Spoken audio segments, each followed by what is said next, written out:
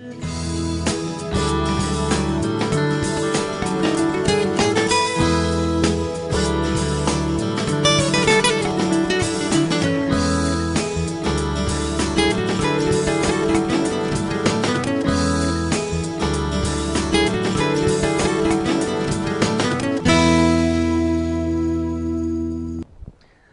علیکم، خوش آمدید، صبح خیر تمام دیکھنے والوں کو۔ پروگرام کا نام ہے گڈ مارننگ کراچی اور میرا نام ہے محمد یاسر۔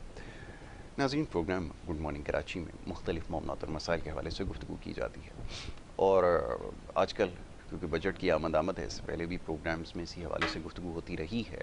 موقع ملے گا آج ملکی معاشی صورتحال پہ یقیناً گفتگو کی جائے گی، تو یہ معاملات اکثر پروگرام میں زیر بحث آتے ہیں۔ حالات حاضرہ کے اوپر گفتگو کرنا اس وقت کی ضرورت ہے، اور کوشش کرتے ہیں کہ سیاسی معاملات پہ کم سے کم بات کی جائے۔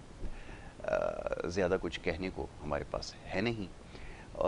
ایک عام آدمی کا مسئلہ جو ہے وہ ہمیشہ سے مہنگائی اور پینے کا صاف پانی اور انفراسٹرکچر وغیرہ کے مسائل، یہی وہ مسائل ہیں جس میں وہ لچ کر رہ گیا ہے، اور اسی لیے میں بار بار یہ بات دہراتا ہوں اور دہراتا رہوں گا۔ بہت سارے پیغامات آپ کے موصول ہو رہے ہیں، مختلف مسائل کی طرف نشاندہی کی جا رہی ہے، خاص طور پہ سوشل میڈیا پہ جس طرح کے معاملات پر گفتگو ہو رہی ہے، موضوعات سامنے آ رہے ہیں۔ کوشش کرتے ہیں کہ اس کے بارے میں بات کریں۔ تصحیح کرنا ضروری ہے، اصلاح کرنا ضروری ہے۔ بدقسمتی یہ ہے کہ کیونکہ تعلیم کے حوالے سے جیسے ہم ہمیشہ بات کرتے ہیں، قحط پایا جاتا ہے، اور تعلیم کے ساتھ ساتھ تربیت کا بھی قحط ہے۔ اور یہی وجہ ہے کہ بہت سارے معاملات کو سمجھنے سے ہم قاصر ہیں، جس کا بڑا بھرپور فائدہ یہ حکمران طبقہ اٹھاتا ہے اور اٹھاتا رہے گا، اور یہی وجہ ہے کہ آپ کو ان تمام چیزوں سے ہمیشہ دور رکھا جائے گا۔ اور یہ کوئی زیادہ مشکل بات نہیں ہے سمجھنے کے لیے، اب تو خیال یہ ہے کہ سمجھ آ جانا چاہیے کہ جو کچھ ہوتا رہا ہے اور ہو رہا ہے ہمارے ساتھ، اس کی وجوہات کیا ہیں۔ بہرحال بات مختصر کروں گا۔ بڑے خاص مہمان اسٹوڈیوز میں تشریف فرمائیں، سب سے پہلے انہیں خوش آمدید کہوں گا، اور اس کے بعد ان سے مختلف معاملات پر گفتگو ہوگی، حالات حاضرہ کے حوالے سے بھی، سماجی صورتحال کے حوالے سے، معاشی صورتحال کے حوالے سے، اور دیگر معاملات پر گفتگو کریں گے۔ ہمارے بہت ہی خاص ہیں جناب محمد فاروق افضل صاحب، جو کہ ایک بہترین تجزیہ کار ہیں، تبصرہ نگار ہیں، اور ان سے آج بات ہوگی پاکستان کی معاشی صورتحال کے حوالے سے اور دیگر معاملات پر۔ فاروق بھائی، بہت شکریہ، بڑی نوازش آپ کی پروگرام میں وقت دینے کے لیے۔ فاروق بھائی، پروگرام کی ابتدا میں بڑا اچھا موضوع ہے زیر بحث، میں چاہتا ہوں کہ دیکھنے والے بھی اس کو ذرا سمجھیں، کیونکہ یہ اس وقت کی ضرورت ہے جو کچھ ہو رہا ہے۔ اور زبان سے دوری، جیسے آپ ہمیشہ کہتے ہیں کہ تعلیم بھی ناپید ہے، تربیت بھی ناپید ہے، اس کے علاوہ ایک احساس کمتری بھی ہے، ایک بڑا شدید قسم کا انگریزی زبان کا۔ آپ کو متاثر کرنے کے لیے how are you doing mister Farooq Afzal this morning, very warm welcome, اور یہ سب رسمی جملے کہنے پڑتے ہیں۔ یہ کیا سلسلہ ہے فاروق بھائی؟ آپ تو رشیا بھی گئے، دنیا بھر میں کام کیا، اور کیا کیا کچھ دیکھتے رہے۔ ابھی آپ جو بتا رہے تھے تو میں سوچنے پہ مجبور تھا کہ کیوں ایسا آخر ہے۔ ذرا بتائیے کہ ذرا زبان سے دوری کیوں ہو گئی اور کہاں رہ گئے ہم؟ جی، بسم اللہ الرحمن الرحیم۔ بڑا اچھا سوال ہے آپ کا یاسر بھائی، اور میں سمجھتا ہوں کہ ہمارے معاشرتی پوائنٹ آف ویو سے یہ بہت ہی اہم سوال ہے اور بہت اہم مسئلہ ہے یہ ہمارا، جس کی وجہ سے ہم بہت پیچھے رہ گئے ہیں۔ ٹھیک ہے نا؟ آپ دنیا میں کسی بھی ملک کا نام لے لیں جو بڑی بڑی معاشیتیں ہیں، ٹھیک ہے، چاہے وہ فرانس ہو، جرمنی ہو، جاپان ہو، رشیا ہو، کوریا ہو، آپ نام لیں، ٹھیک ہے، ان سب کا نظام تعلیم ان کی اپنی زبان میں ہے۔ ٹھیک ہے؟ اچھا دیکھیے، انگریزی سیکھنا یا فرینچ سیکھنا، جرمن سیکھنا، وہ کسی بھی انڈیویجول کے لیے ایک پروفیشنل لائف میں جانے کے لیے ہو سکتا ہے ضروری ہو۔ بالکل ٹھیک ہے۔ آپ اسپوکن انگلش سیکھ سکتے ہیں، کوئی بات نہیں، اچھی بات ہے، اسپوکن، ہاں، فرینچ سیکھیں، آپ جرمن سیکھیں، آپ کچھ بھی سیکھیں، کیونکہ اٹ ڈپینڈس کہ جی آپ کا پروفیشن کیا ہے، آپ کا پیشہ کیا ہے۔ بالکل صحیح بات۔ ٹھیک ہے، اب میں اگر ایکسپورٹ سے ریلیٹڈ ہوں تو میری جو مارکیٹنگ ہے وہ ڈفرینٹ ممالک میں ہوگی، ٹھیک ہے، تو میں انگریزی سیکھ لوں ایک ایسی زبان بولنے کے لیے، ٹھیک ہے، تاکہ میں اگر وہاں انگریزی بولوں تو اپنی بات کو سمجھا سکوں اور سمجھ سکوں۔ تو اب چیز دیکھیے، ہمارے ملک کا پرابلم کیا ہے؟ ہمارے ملک کا مسئلہ یہ ہے کہ ہم انگریزوں کے ساتھ رہے، اور ہمارے حکمراں آج بھی انہی کے پیدا کیے ہوئے لوگ ہیں۔ بالکل صحیح۔ تو وہ ایک تفریق رکھی انہوں نے، دو طبقے بنائے، ٹھیک ہے، اور یہ وہی طبقات ہیں جو کہ انگریزوں نے بنائے تھے انڈیا میں جب آئے تھے وہ، ٹھیک ہے، ایک حکمران طبقہ اور ایک غلاموں کا طبقہ، ٹھیک ہے. تو اسی طرح نظام تعلیم بھی دو طریقے کے رکھیں تاکہ حکمران طبقہ کے بچے جو ہیں وہ ویسے پڑھ کے وہ بن جائیں، اوپر آ جائیں، اور وہ اس طرح رہے وہ تفریق. دیکھیے ہمارا آپ یہ دیکھیں کہ ہمیں اپنی زبان سے دور کر دیا گیا. ہمارا جو صلاحیتیں ہیں نا کسی بھی انفرادی آدمی کی، وہ میں جب اپنی زبان میں پڑھوں گا نا، اپنی زبان میں سوچوں گا نا، تو میری سوچنے سمجھنے کی صلاحیت بہت بڑھ جاتی ہے. بالکل صحیح. اگر میں کسی مستعار نہیں ہوئی زبان سے سیکھوں گا کروں گا تو پہلے تو زبان کی مجھے اندر تک جانا پڑے گا، بالکل صحیح، پوری طرح جانا پڑے گا، تو میں سمجھوں گا کسی چیز کو. ٹھیک ہے، بالکل صحیح. تو اتنا وقت تو نہیں ہے. تو جب میں سطحی کر لیتا ہوں تو میں اپنی صلاحیتوں کا صحیح اظہار نہیں کر سکتا، میں اس کا صحیح استعمال نہیں کر سکتا. تو آپ جتنے ممالک دیکھ لیں جنہوں نے اپنے اپنی زبان میں پڑھا ہے انہوں نے ہی ترقی کی ہے.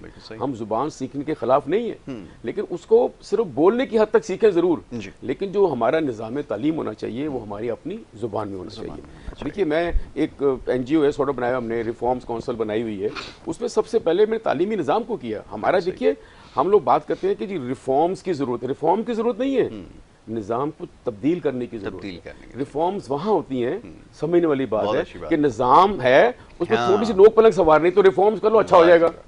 تو ہمارا تو نظام ہی ٹھیک نہیں ہے نا، ہمیں تو نظام ٹھیک کرنا ہے. تو میں اس میں یہ کہتا ہوں کہ ہمارا نظام تعلیم پورے ملک میں ایک ہو، اردو میں ہو، ٹھیک ہے، عربی سیکھنا لازمی ہو. ہمارا قرآن عربی میں ہے نا. تو ہماری جو اخلاقی گراوٹیں کیوں ہیں؟ ہم نے اللہ کا کلام سمجھتے نہیں سمجھ آتا، پتہ ہی نہیں ہے نا. اور تعلیم جو دی جا رہی ہے وہ تربیت کے بغیر دی جا رہی ہے، رائٹ. اور اسی وجہ سے جو اخلاقی گراوٹ کا شکار ہیں ہم لوگ، اخلاقی اقدار سے ہم دور ہو گئے ہیں. اس کی سب سے بڑی وجہ یہی ہے کہ ہم نے نہ اپنے دین کو سمجھا نہ اپنی زبان کو سمجھا. ٹھیک ہے، جو اللہ تعالیٰ ہم سے کہہ رہے ہیں آج اگر ہم تعلیم کو تربیت کے ساتھ جوڑ دیں، آپ یقین جانیے ہمارا معاشرہ بھی اچھا ہو جائے، ہماری معیشت بھی اچھی ہو جائے، ہم بہت اچھے لوگ بن جائیں. لیکن ہم کو ایک سازش کے تحت دور رکھا گیا اور دور رکھا جا رہا ہے، اور اس میں حکمران طبقہ اس میں پوری طرح شامل ہے. کیونکہ اگر میں اور آپ بھی ان کے سامنے کھڑے ہو گئے تو پھر ان کا کیا ہوگا؟ ٹھیک ہے نا. تو یہ چیز یہ کہ ہمارا دیکھیے آج بھی آپ دیکھیں جتنے ہمارے نیون سائن بورڈ ہیں ایڈورٹائزنگ کے ہیں وہ رومن اردو میں آ رہے ہیں. کیوں رومن اردو میں آ رہے ہیں بھائی؟ آپ دنیا میں جائیں ان کی اپنی زبان میں سب چیزیں ہو رہی ہوتی ہیں، تو ہم کیوں نہیں کر سکتے؟ ہاں ہم یہ ضرور کر سکتے ہیں کہ اپنی اردو میں نیچے انگریزی میں لکھ لیں بھائی آپ سمجھانے کے لیے. کچھ ممالک میں تو صرف عربی میں ہی لکھا ہوتا ہے. آپ دبئی میں جائیں، بالکل ایسے ہی، ٹھیک ہے، آپ کو ان کے جو دکانوں کے جو باہر سائن بورڈ لگے ہوتے ہیں کس میں لگے ہوتے ہیں؟ وہ ان کے عربی میں لگے ہوتے ہیں، ٹھیک ہے. کوئی انگریزی بھی ساتھ ہوگا لکھا ہوا ہوگا. تو ہمارا جو کمپلیکس ہے نا، ہمیں کمپلیکس میں رکھا گیا، ہمیں جو احساس کمتری کا شکار کرایا گیا. ہم دو طبقے پیدا کیے، ایک احساس برتری والے اور ایک احساس کمتری والے. ٹھیک ہے، احساس برتری کیا ہے کہ مجھے انگریزی بہت اچھی ہے، میں انگریزی اسکول میں پڑھا ہوا ہوں، میں نے اے لیولز کیا، میں نے او لیولز کیا، میں باہر سے پڑھ کے آیا. وہ احساس برتری میں رہتے ہیں. اور نیچے والوں کو کمی کمین سمجھتے ہیں، وہ احساس کمتری میں رہتے ہیں، یار یہ انگریزی پڑھا ہوا ہے میں کیا کروں. تو یہ دیکھیے یہ جو دو چیزیں ہیں نا یہ اس ملک کی ترقی میں رکاوٹ ہے. سب سے بڑی چیز ہے کہ ہماری تعلیمی نظام کو ٹھیک کرنا ضروری ہے. ٹھیک ہے، جب تک وہ تربیت کے ساتھ نہیں ہوگا. آپ دیکھیں جاپان میں 5 سال کے بچے کو اسکول میں لیتے ہیں اور اگلے 5 سال وہ صرف ان کو تربیت دیتے ہیں، ABCD سکھاتے ہیں. وہ ان کو بتاتے ہیں بریوری، شیئرنگ، کیئرنگ، صفائی ستھرائی، کھانے کے آداب، بیٹھنے کے آداب، بات کرنے کے آداب. 5 سال تک وہ تربیت ہوتی ہے. وہ جب جاپنیز باہر نکلتا ہے بچہ، آپ سوچیں نا وہ کیسا تربیت یافتہ بچہ ہوتا ہے. ان کی گلیاں، ان کی سڑکیں کیسا صاف ستھرا ہوتا ہے. مائنڈ سیٹ دیکھیں کیسا بنایا ہے. آپ دیکھیں اسکول کے 25 بچے ہیں ایک کلاس کے، 6 سال کا بچہ ہے. ایک دن ایک کلاس کی باری ہوگی پورے اسکول کو صاف کرنا، باتھ روم بھی صاف کرنا، صفائی کرنا، پھر اگلے دن اگلے اسکول کی باری، اگلی کلاس کی باری. تو یہ ہمارے آپ اسکولوں میں اگر بچوں سے کام کروائیں تو والدین آ کے تو آپ کو مارنا کوٹا کریں گے کہ ہمارے بچے جمع دار ہے کیا. صفائی نصف ایمان ہے ہمارا. ٹھیک ہے، اور ہم کہتے ہیں کہ نہیں یہ کام مخصوص لوگ کریں ہم نہ کریں. یہ تو ہر بندے کو اپنی صفائی کرنی ہے نا. میں اپنا گھر اگر صاف رکھنا شروع کروں سر سارا معاشرہ ٹھیک ہو جائے. میں گھر پہ باہر گندگی پھینکوں اور میں توقع رکھوں کہ میئر آ کے میرے گھر کی صفائی کرے، یار یہ تو ناانصافی ہے نا. اگر ہر بندہ اپنا صفائی کرنا شروع کر دے تو آپ کی گلیاں ستھرائی کیسے صاف ستھری رہیں گی سر. ہم نے خیال کرنا شروع کریں. میں ریپر نہ پھینکوں، میں گندگی نہ کروں، میں باہر گندگی نہ پھینکوں. ہمارے کیا ہوتا ہے جھاڑو پھیرا، ساتھ والے گھر میں ڈال دیا ادھر کچرا، ادھر کچرا ڈال دیا، اپنا گھر صاف کر لیا. اب کچرا تو وہی پڑا ہوا ہے نا. بالکل ایسا اگر کوئی کرے اب وہ تو صفائی نہیں ہوتی، نہیں، میئر آئے کونسلر صفائی کرائے آ کے، وہ آ کے صاف صفائی کروائے. تو یہ ہمیں خاص طور پہ ایک سازش کے تحت میں کہوں گا، اور اس سازش کو ختم ہونے کا یہ نام ہماری، آپ عدالتوں میں دیکھیں انگریزی میں بات ہو رہی ہے یار، یہ اردو کے لوگ، مطلب ایک مجرم کھڑا ہوا ہے یا ملزم کھڑا ہوا ہے جو ایک نااہل ناہنجار ہے، وہ ان پڑھ ہے، اس کے سامنے انگریزی میں فیصلے ہو رہے ہیں، اس سے کیا پتا کیا ہو رہا ہے بھائی، انگریزی میں آرگومنٹس ہو رہی ہیں وکیل کی، ان کی ججوں کے ساتھ. تو یہ کس قسم کا نظام ہے؟ ہماری تو زبان اردو ہے بھائی، بالکل جو کہ 98%، 98.9% لوگ یہی سمجھتے ہیں اور پڑھتے ہیں یو نو. تو آپ کو وہ چیزیں کرنے کی ضرورت ہے تاکہ پہلے ہم اپنے اس چیز کو، جو بیسک چیز ہے یہ پہلے ہم اس کو ٹھیک کریں. بالکل صحیح ہے، یہ آپ نے بالکل صحیح کہا کہ بڑی بنیادی چیز ہے، اس کو پہلے سمجھنے کی ضرورت ہے، اور جب یہ بات سمجھ میں آ جائے گی تو اس کے بعد پھر چیزیں بہتری کی طرف جائیں گی. دوسری طرف یہ کہ جو اخلاقی ایک تو تربیت کے حوالے سے بات کرتے ہیں فاروق بھائی، بڑا حساس موضوع ہے، یہ آپ ہمیشہ چھیڑ دیتے ہیں. اپنی بھی تو کوئی ایک ذمہ داری ہے، ہم تو اپنی ذمہ داری پوری کرنے سے بھی قاصر ہیں. کیا تربیت ہم اپنے بچوں کو دے رہے ہیں؟ ہمیں تو یہ بھی سوچنا ہے نا، بڑی بڑی باتیں کرتے ہیں اتنے $بلین کی معیشت کو ٹھیک کرنے کی، اپنے آپ کو ٹھیک کرنے کے لیے تیار نہیں ہے. حال یہ ہے کہ آپ اصلاح کرنے کے لیے جائیں کسی کے، اب تو الحمدللہ ہم نے یہ کام ترک کر دیا ہے، کیونکہ اب جب ہم یہ کام کرنے جاتے ہیں تو لوگ ہمیں اپنا دشمن سمجھتے ہیں. تو اس سے بہتر یہ ہے کہ ہم اس چیز کو اوائڈ ہی کریں، اس سے کنارے ہی کریں. آپ کی کیا رائے ہے اس کے بارے میں کہ اپنی کیسی اصلاح کی جائے؟ کیونکہ اس کے لیے تو ہمارے ذہن تیار نہیں ہے. آج آپ کسی کو کوئی اس کی بات ایسی بتائیں، کوئی نقص ہے ایسی، اس کی نشاندہی کر دیں، آپ کا دشمن ہو جائے گا فاروق بھائی. دیکھیے اس کا جو حل ہے نا، جیسے میں نے آپ سے کہا کہ نظام تعلیم میں ہم جب بچوں کو قرآن کی ترجمے کے ساتھ پڑھانا شروع کریں گے نا، تو ہمیں اللہ کا وہ پیغام سمجھ میں آنا شروع ہوگا کہ ہم دنیا میں کیوں بھیجے گئے ہیں اور دنیا میں ہمیں رہنا کس طرح ہے. دیکھیے یہ ایک ضابطۂ حیات ہے قرآن.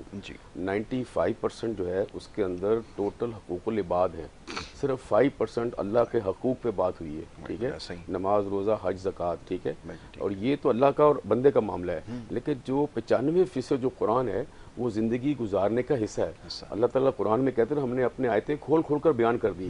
تو اللہ نے کوئی شرم محسوس نہیں کی، زندگی کے ہر پہلو کو اجاگر کیا، زندگی کے ہر پہلو پہ بات کی اللہ پاک نے، چاہے وہ میاں بیوی کی زندگی کا حصہ ہو، پرائیویٹ لائف کا حصہ ہو، کسی کا کچھ بھی حصہ ہو. اللہ نے کہا ہم نے اپنی آیتیں کھول کھول کر بیان کر دی. پھر اللہ قرآن میں کہتا ہے کہ ہے کوئی جو اس میری تو سمجھے اور نصیحت پکڑے. یہ سورہ قمر میں اللہ نے 4 دفعہ لکھا ہے. ٹھیک ہے نا، تو وہ کیا ہے کہ ہم نے نصیحت نہیں پکڑی اور ہم نے قرآن کو سہل کر دیا. اللہ کہتے ہیں اور ہم نے قرآن کو سہل کر دیا، ہے کوئی جو سمجھے اور اس کو اس سے نصیحت پکڑے. تو ہم نے، ہمارے جو ملا حضرات ہیں انہوں نے کہا کہ نہیں تم نہیں پڑھنا، تم گمراہ ہو جاؤ گے، کیونکہ اس طرح ان کی دکانداری ختم ہوتی ہے. ٹھیک ہے نا، بات یہ ہے کہ یہ ایک اتنا آسان کتاب ہے، زندگی کے معاملات اللہ نے بتائیں، سلجھائے، مسائل بتائے کس طرح حل کرنا ہے، توبہ کیسے کرنی ہے، لوگوں کی عزت کیسے کرنی ہے، زندگی گزارنی کیسے ہے. اس میں کسی ملا کی کیا ضرورت ہے سمجھنے کی؟ ہاں 2-4 مسئلے ہوتے ہیں جس میں اگر کوئی نہ سمجھے وہ بھی کلیئر ہے. وراثت کا مسئلہ ہو گیا، طلاق کا مسئلہ ہو گیا، 2-3 ایسے مسئلے ہیں. ادروائز تو آپ اگر قرآن پڑھنا شروع کریں یاسر بھائی، اتنا سہل، اتنا آسان ہے کہ میں بتا نہیں سکتا.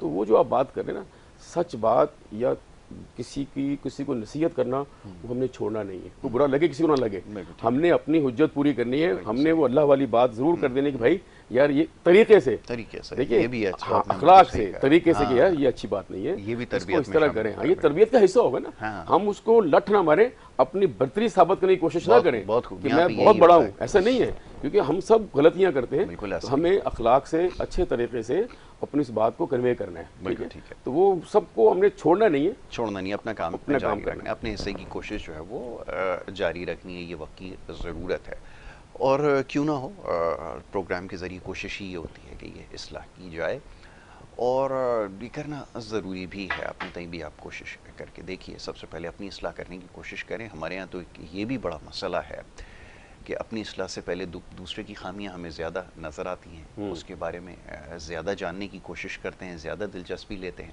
اور میں ایک یہ ریسرچ کر رہا تھا کہ سوشل میڈیا پہ کہ اکثر کون سی ایسی چیز ہے جو لوگوں میں زیادہ جس کو پذیرائی ملتی ہے. پذیرائی سے مراد یہ آپ سمجھ لیں، پذیرائی تو اس کو میں صحیح لفظ اس کے لیے نہیں ہوگا، آپ یہ سمجھ لیں جو لوگ زیادہ دیکھنے کی کوشش کرتے ہیں، جس کی جستجو ان میں زیادہ ٹو میں رہتے ہیں کہ یہ وہ دوسروں کی زندگی ہی ہے. آپ بڑے حیران ہوں گے یہ جان کے کہ لوگوں کو زیادہ دلچسپی اس چیز میں ہے، ان اکاؤنٹس کو زیادہ فالو کرتے ہیں، ان یوٹیوبرز کو جو اپنی ذاتی زندگی سب کے سامنے رکھتے ہیں. تو لوگوں کا ہمارے جو سب سے بڑا مسئلہ ہے وہ یہ ہے کہ ہمیں دلچسپی اس میں ہے کہ دوسرے کے گھر میں کیا ہو رہا ہے، اس کی بیوی بچے کیا کر رہے ہیں، اس کے گھر میں کیا ہے، اس کی بیٹیاں کیا کر رہی ہیں، اس کے بچے کہاں سے پڑھ رہے ہیں. یہ ہمارا کل دلچسپی جو ہے نا ہماری قوم کی، وہ اس چیز میں زیادہ ہے، اور اس چیز کو وہ کیش کرانے کی کوشش کر رہا ہے، اور بہت اس میں کامیاب بھی ہیں. گو کہ یہ آسان کام نہیں ہے، لیکن آسان کیا بالکل بھی وہ نہیں ہے، لیکن یہ ہماری نفسیات ہے. تو یہ فاروق اصل بھائی. میں ہمارا کردار دیکھیے، ہم سمجھتے کہ میں عقل کل ہوں جی جی. اور مجھ سے اچھا کوئی با کردار آدمی نہیں ہے. آئیے ٹھیک بالکل ہے، ایسا ہی. اور اپنے آپ کے گریباں میں جھانکنا نہیں ہوتا. رائٹ. اور ہمیں ہر وقت جو ہے نا، دیکھیے ہمیں رشک کا کہا گیا ہے، حسد کا نہیں کہا گیا. بالکل صحیح. میں آپ کے کردار سے اگر بہت متاثر ہوں تو مجھے رشک آنا چاہیے، یا یاسر بھائی اتنے اچھے آدمی، میں کس طرح پہنچوں یار، یہ آپ کی اچھی عادات کے لیے. ٹھیک ہے، نہ کہ آپ کی اس کے لیے کہ جی آپ نے کمایا کیسے کیا، کہاں پہنچے. بھائی یہ ان کا ذاتی فعل ہے. بالکل صحیح. آپ کسی کے بھی کردار سے رشک لے سکتے ہیں اور اس کو اپنائیں اپنے آپ میں. بالکل صحیح. اور میں اپنے آپ کو ٹھیک کروں، یا میں نے کیا غلطی کی ہے. ٹھیک ہے، میں لوگوں سے ادب سے بات کروں، عزت سے بات کروں، اور میں برائیاں نہ کروں، میں چوری نہ کروں، میں چکاری نہ کروں، میں چیٹنگ نہ کروں. اور میں خود تو کر رہا ہوں اور دوسرے سے توقع رکھوں یار وہ نہ کرے. ٹھیک ہے، تو پہلے تو وہی والی بات ہے نا کہ میں خود ٹھیک ہوں، اپنے گھر کو ٹھیک کروں، اس کے بعد میں کسی کو کہنے والا بنتا ہوں. بالکل صحیح. ٹھیک ہے نا. ایک صحابیہ آپ صلی اللہ علیہ وسلم کے پاس آئیں اپنے بچے کو لے کے کہ یا رسول اللہ، یہ بچہ میرا بچہ بہت میٹھا کھاتا ہے. چینی تو نہیں ہوتی تھی، بہت میٹھا کھاتا ہے، جس کو منع فرما دیں. تو آپ نے کہا کل آنا لے کر. ٹھیک ہے، تو آپ کل لے کے آئیں. تو آپ نے کہا، جب وہ بچے کو سمجھایا آپ صلی اللہ علیہ وسلم نے، تو پھر صحابیہ نے پوچھا یا رسول اللہ آپ نے مجھے کل آنے کیوں کہا، آج کیوں کہا تھا؟ یہی بات آپ بولا اس وقت میں خود میٹھا کھا رہا تھا، تو میں اسے کیسے منع کرتا. بالکل صحیح بات ہے. ٹھیک ہے، پہلے ہاں، تو پہلے میں تو نہ کھاؤں اس وقت جب میں بات کر رہا ہوں ایٹ لیسٹ. ٹھیک ہے، تو چیز کیا ہے کہ ہم جو میں چیز نہیں کرتا تو آپ کو کہنے والا بنتا یار یہ مت کریں. ٹھیک ہے، اور آپ کو بات سے پتہ چلے کہ یار یہ مجھے منع کر رہے ہیں اور خود یہ سارے کام کر رہے ہیں، تو اس بات کا اثر کیا ہوگا. اور میری بات میں اثر اسی وقت ہوگا جب وہ کام میں نہیں کر رہا ہوں. ایسے لوگوں کے دلوں میں اللہ پاک وہ بات ڈال دیتے ہیں پھر. ٹھیک ہے، تو ہمیں پہلے اپنی اصلاح، پھر اپنا گھر، اس کے بعد میں آگے پھیلوں اس کو. یہ تبلیغ ہے. یہ بھی بالکل ایسا ہی، اور یہ جاری رکھیں، یہی اصل تبلیغ ہے جس کے بارے میں ہمیں کہا گیا. اب آئیے اس موضوع کی طرف جس کی طرف ہمیں نہ چاہتے ہوئے بات کرنی پڑتی ہے. اکثر بہت زیادہ نا امید ہو جاتا ہوں جب ساری صورتحال دیکھتا ہوں، جب سارا معاملات کو دیکھتا ہوں، صبح سے لے کے شام تک جو تماشے ہو رہے ہیں. تماشائی لفظ استعمال کرنا پڑتا ہے کہ جو تماشا ہو رہا ہے، بیانات دیے جا رہے ہیں، سب کچھ ہو رہا ہے. میں سوچتا ہوں کہ اللہ تعالیٰ نے جیسا تیسا ہے ایک ملک دیا ہوا ہے، اگر آج بھی سنجیدگی کا مظاہرہ کریں تو معاملات حل ہو سکتے ہیں. اب ان سے اگر امید نہیں بھی ہے اور پہلے بھی نہیں تھی، تاہم یہ کہ اللہ کی ذات پہ تو بھروسہ ہے کہ معاملات بہتر ہو سکتے ہیں، اور وہی کوئی نہ کوئی راستہ نکال سکتا ہے، اور نکال بھی رہا ہے شاید، جس کی وجہ سے کہ کہیں پہنچ جائے.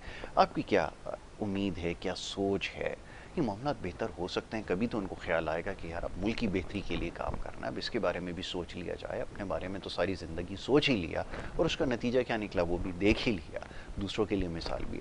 کیا کہیں گے فاروق بھائی معیشت کے حوالے سے ہماری؟ دیکھیے، معیشت کے حوالے سے پہلی چیز تو یہ نا کہ ہمیں اپنا جو ہمارے جو لیڈ کر رہے ہیں، جو ہماری لیڈرشپ ہے، ہمارے رہبر جو ہیں، پہلے وہ تو ٹھیک ہونا. ان کی ایک چاہت تو ہو کہ ہم نے اس ملک کا نظام ٹھیک کرنا ہے. ٹھیک ہے، اس ملک کو ہم نے ٹھیک کرنا ہے.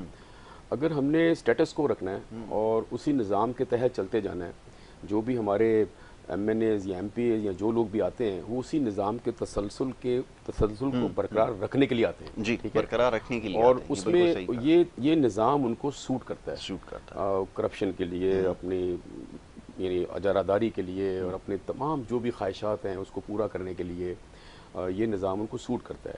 اب اس کو چینج کون کرے گا؟ دیکھیے اتنا آسان نہیں ہے. میں بتاؤں، اگر یہی نظام چلتا رہا یاسر بھائی، میں خود کبھی حالانکہ بہت پازیٹیو رہتا ہوں لیکن میں مایوس ہو جاتا ہوں کہ اگر یہی نظام اگلے 2 سال بھی چلا تو سر مشکل ہے اس ملک کا ایک رہنا، کیونکہ لوگوں میں اس وقت بہت زیادہ آگ لگی ہوئی ہے. میں بتاؤں جس قسم طرح لوگ رہ رہے ہیں، جس طرح غربت بڑھی ہے، اور آپ سوچیں کہ 40% لوگ پاورٹی لائن سے نیچے اور آ چکے ہیں. جو پہلے آپ سمجھیں کہ لوور مڈل کلاس کے لوگ تھے، وہ لوور کلاس سے نیچے آ چکے ہوئے ہیں. ٹھیک ہے، مڈل کلاس لوور مڈل میں آ گیا ہے، اور مڈل اور باقی جو ہے. دیکھیے اس وقت یہ جو نظام ہے نا کیپٹلزم، یہ امیر کو امیر کرتا ہے اور غریب کو غریب کرتا ہے.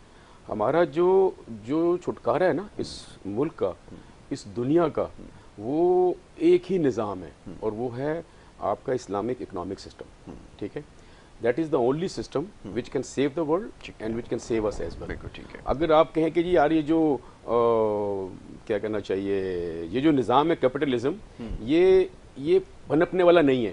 دیکھیے اس میں تھوڑی بات کرتے ہیں کہ آپ یہ دیکھیں کہ ہمارا جو ٹوٹل 68% جو tax to G D P ہے جو وہ سارا ٹیکسز سے آتا ہے. ٹھیک ہے, جو پیسے ریونیو جو ہے جی, اس 68% میں اراؤنڈ 65% جو ہے 65% وہ انڈائریکٹ ٹیکسز ہیں جو میں اور آپ پے کرتے ہیں. وہ ایک فقیر بھی پے کر رہا ہے, وہ ایک ان امپلائڈ بھی پے کر رہا ہے, وہ وڈو بھی پے کر رہی ہے, وہ ہر بندہ پے کر رہا ہے. ہر بندہ پے کر رہا ہے. ٹھیک ہے, اور یہ کس کو جاتا ہے؟ دیکھیے اگر جی ایس ٹی لگتا ہے تو کیا وہ فیکٹری والے غریب ہو جائے گا؟ نہیں, وہ جی ایس ٹی کس سے لے گا؟ بالکل مجھ سے, آپ سے لے گا. بالکل انڈائریکٹ ٹیکس ہے نا, ڈائریکٹ کوئی بھی ٹیکس لگے گا وہ اس فیکٹری کو فرق نہیں پڑا, وہ تو امیر ہو رہا ہے نا. بالکل صحیح بات ہے. جو میں اور آپ غریب ہو کے مر رہے ہیں نا, ٹیکس مجھ پہ لگ رہا ہے, مجھ پہ آپ پہ لگ رہا ہے. ٹھیک ہے, اچھا اسلامی نظام میں کیا ہے؟ اسلامک جو اکنامک سسٹم ہے اس کو سمجھنے کی ضرورت ہے. دیکھیے اتنی بڑی جو ہم نے اکنامکس کی کتابیں لکھ دی اور پڑھتے ہیں نا, اسلامی نظام لے کے آئیں گے, ان کتابوں کی ضرورت ہی نہیں ہے. اللہ نے پورا نظام, دیکھیے اگر کوئی ایسا ہوتا ہے نا اکنامک سسٹم, تو اللہ تعالیٰ شاید الگ کوئی کتاب اتار دیتے. جب قرآن میں اللہ نے ہر چیز بیان کر دی نا, ہر چیز مختصر اور بڑی جامع بیان کی ہے. ٹھیک ہے, کمپریہنسو ہے.